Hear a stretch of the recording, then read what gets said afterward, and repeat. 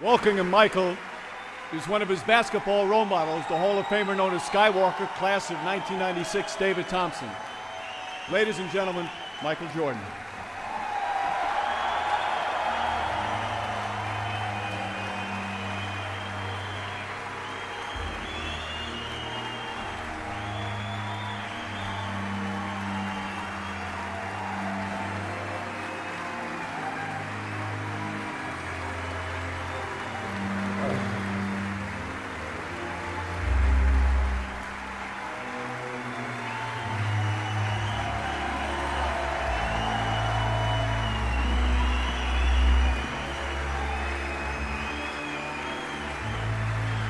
Thank you.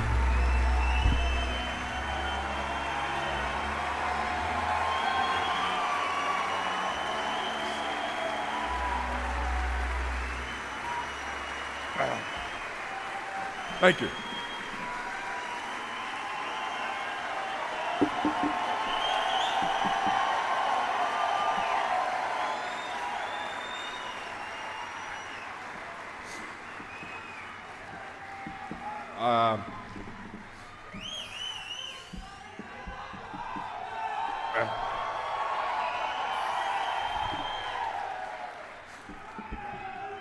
I told all my friends I was going to come up here and say thank you and walk off. I can't. There's no way. I got so many people I can thank. In all the videos, you never just saw me. You saw Scottie Pippen. Every championship I won.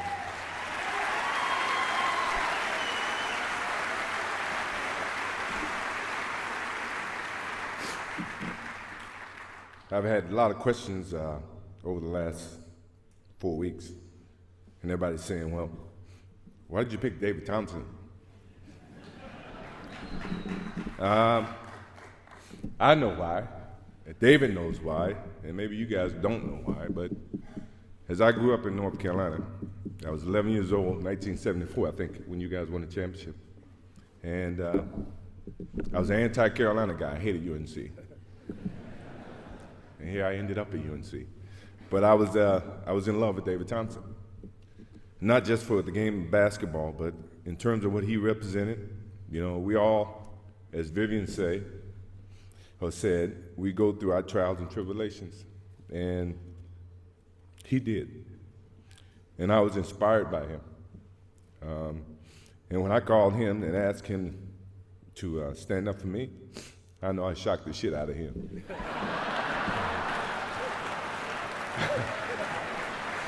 I know I did.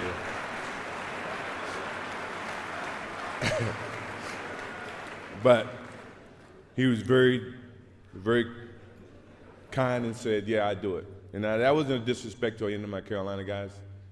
They all know that I'm true blue Carolina guy to the heart. You know, Coach Smith, Larry Brown, Sam Perkins, James Worthy, you know, all of those guys.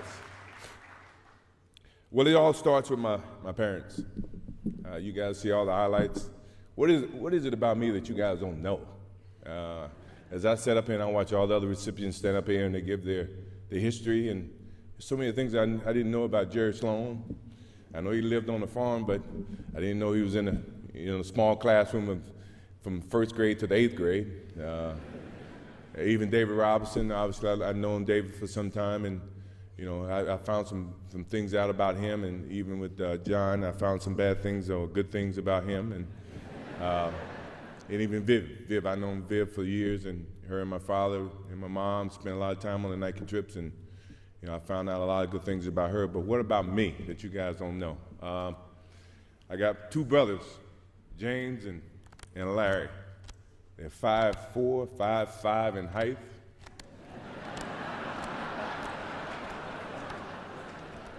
They gave me all I could ever ask for as a brother in terms of competition. You know, you would think that, you know, my brother Larry is a ideal situation where small things come in small packages. This dude fought me every single day. And to the extent that my mother used to come out and make us come in because we were fighting way too much. And my older brother was always gone. He served in the Army for 31 years.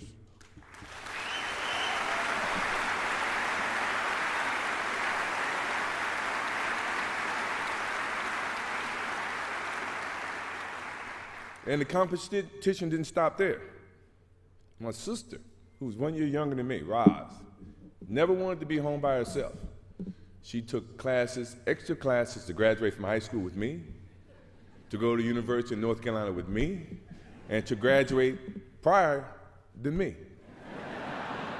And you guys sit and ask me where my competition or my competitive nature came from. It came from them. It came from my older sister. She was not here today, and my father, who's not here today, obviously he's with us and all of us. I mean, my competitive nature has gone a long way from the first time I picked up any sport. Baseball, football, ran track, basketball, anything that missed class, I played it. When you think about, so they started the fire in me.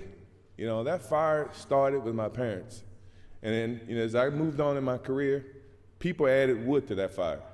Coach Smith, what else can I say about him? He's a legendary in the game of coaching.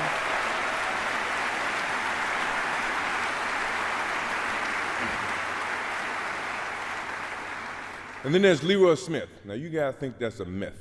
Leroy Smith was a guy, when I got cut, he made the team, on the varsity team, and he's here tonight. He's still the same 6'7" guy. He's not any bigger. His game is about the same. But he started the whole process with me, because when he made the team and I didn't, I wanted to prove not just to Leroy Smith, not just to myself, but to the coach who actually picked Leroy over me. I wanted to make sure you understood you made a mistake, dude.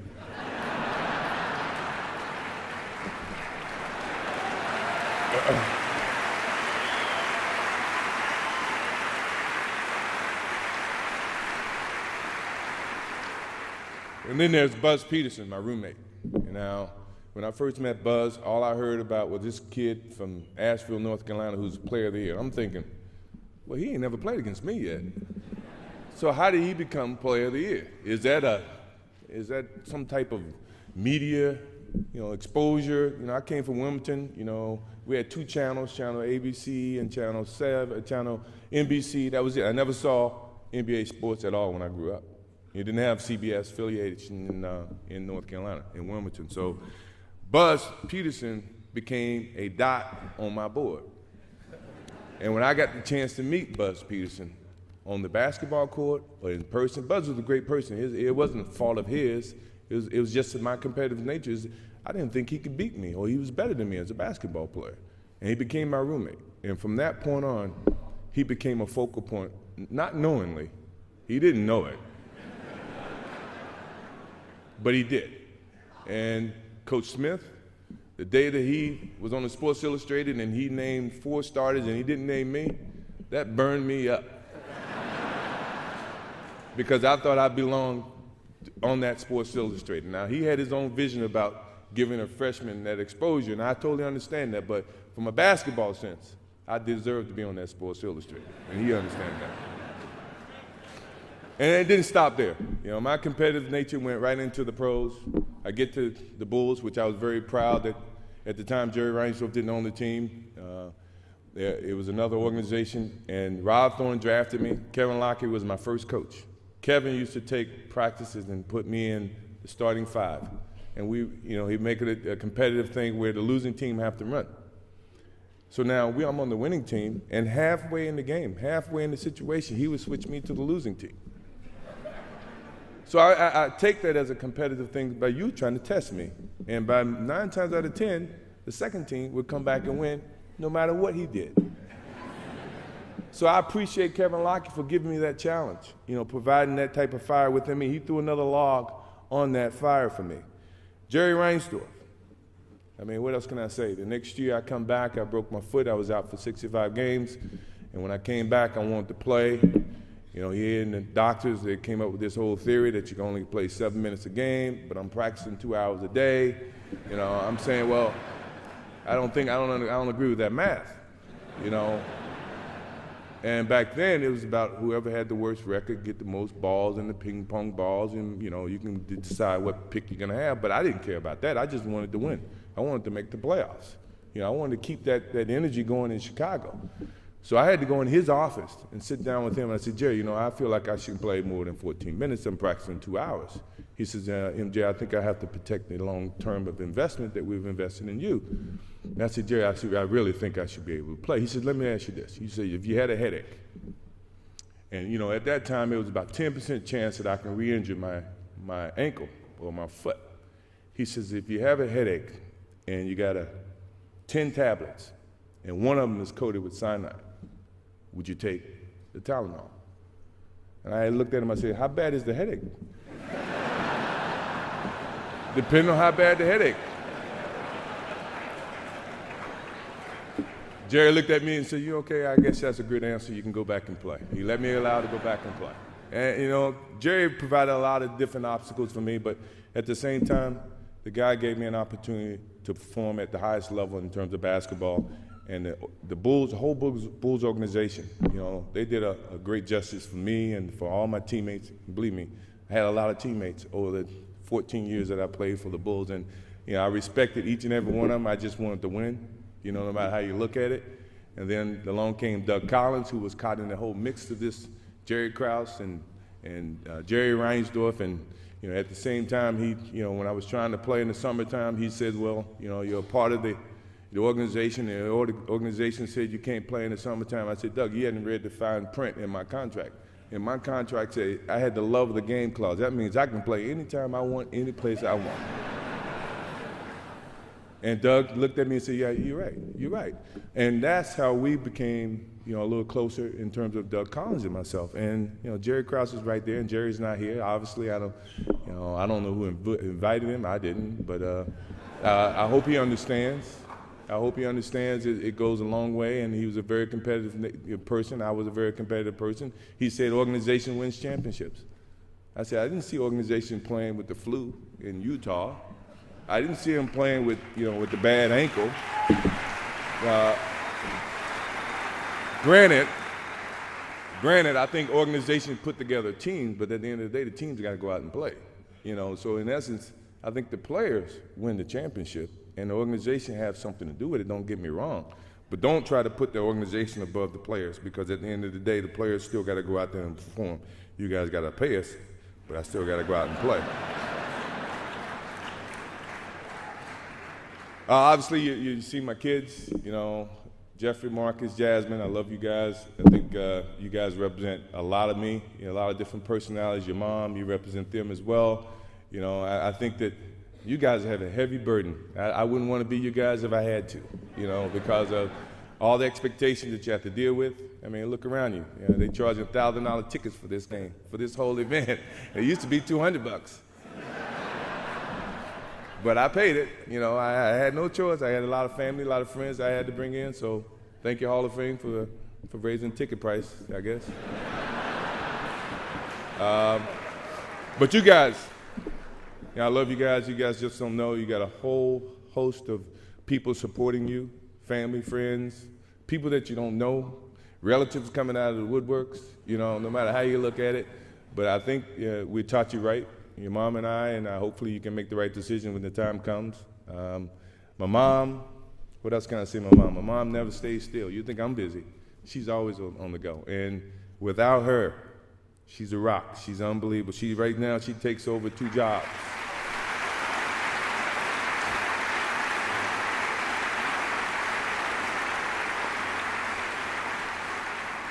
She's an unbelievable woman.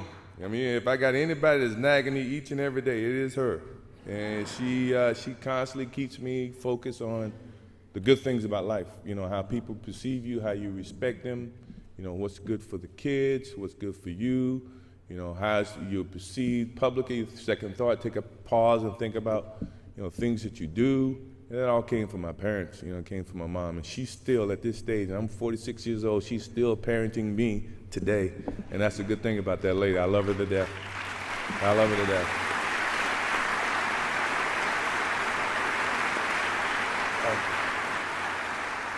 And I'm going to thank a couple people that you guys probably wouldn't even think that I would thank.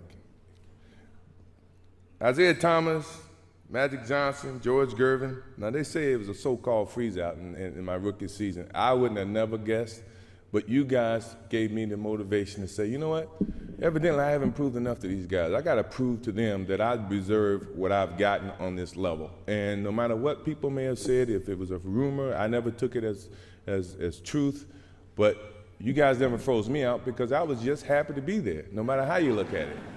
And from that point forward, I wanted to prove to you, Magic, Larry, George, everybody, that I deserve to be on this level as much as anybody else. And hopefully over the period of my career, I've done that, without a doubt. Even in the Detroit years, we've done that.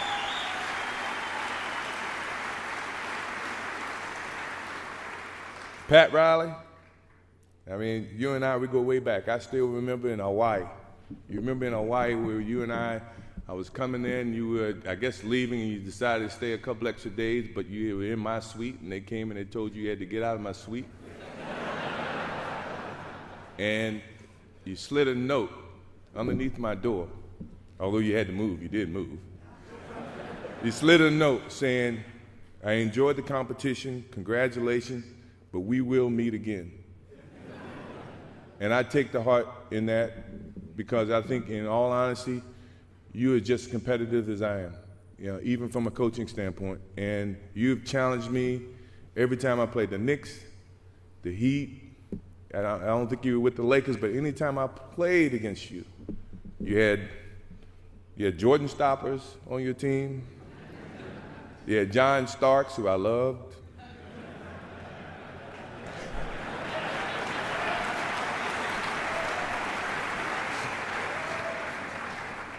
You even had my friend Charles Oakley saying we can't go to lunch, we can't go to dinner because Pat doesn't believe in fraternizing between the two of us. And this guy hit me harder than anybody else in the league, and he was my best friend. Patrick Ewing, we had the same agent. We came out at the same time, but we couldn't go to lunch. Why is this? You think I'm going to play against Patrick any different than I play against anybody else? No. And then you had your little guy who was on your staff who became the Knicks coach after you, Jeff Van Gundy. He said, I conned the players, I befriended them, and then I attack them on the basketball court.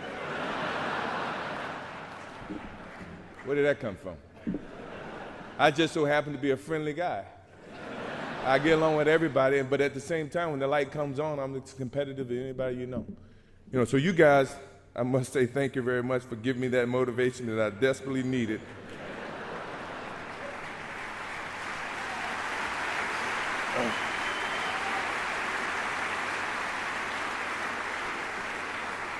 Phil Jackson is, to me, he's a professional Dean Smith. He challenged me mentally, not just physically. He understood the game, along with Tex Winter. They taught me a lot about the basketball game. Tex being the specialist, I could never please Tex. And I love Tex. Tex is not here, but I know he's here in spirit. He is. I can remember a game coming off the basketball court, and we were down, 5 to 10 points, and I go off about 25 points, and we come back and win the game. And we're walking off the floor, and Tex looked at me and says, there's no I in team. I said, Tex, it's not an I in team, but it's an I in win.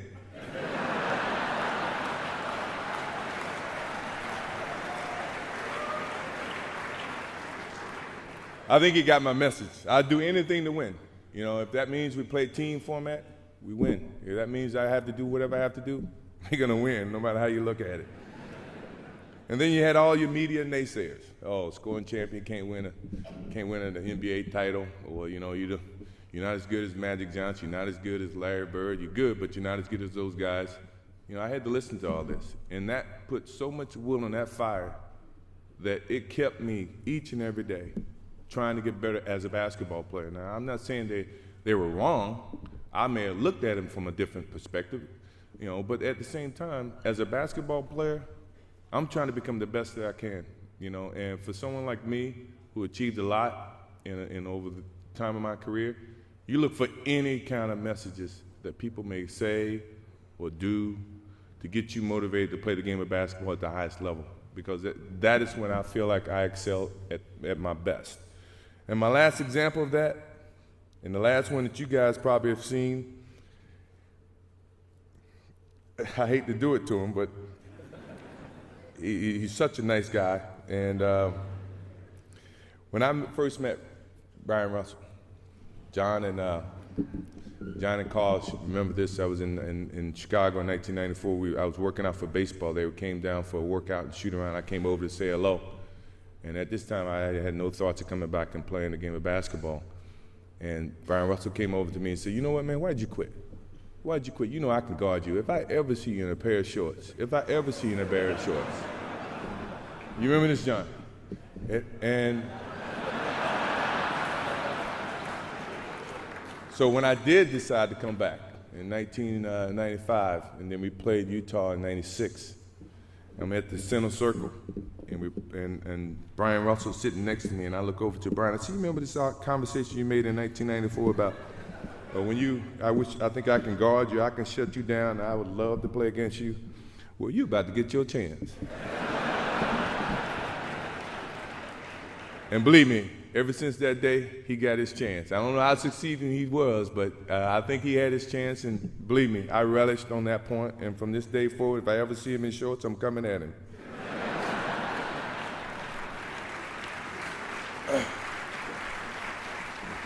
I know you guys got to go. I know I've been up here a lot longer than I told my friends I was going to be up here. I cried. I was supposed to get up here and say thank you and walk off, and I didn't even do that. So I appreciate it. Thank you very much. I appreciate it.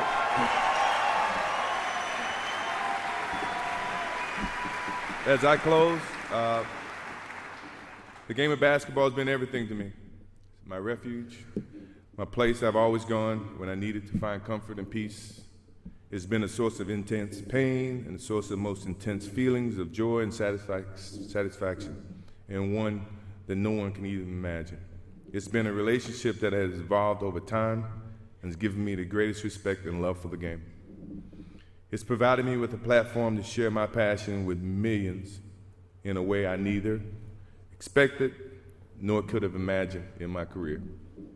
I hope that it's given the millions of people that I've touched the optimism and the desire to achieve their goals through hard work, perseverance, and positive attitude. Although I'm recognized with this tremendous honor of being in the Basketball Hall of Fame, I don't look at this moment as a defining end to my relationship with the game of basketball. It's simply a continuation of something that I started a long time ago. One day you might look up and see me playing the game at 50. Oh, don't laugh. Don't. Never say never, because limits, like fears, are often just an illusion. Thank you very much. Look forward to it.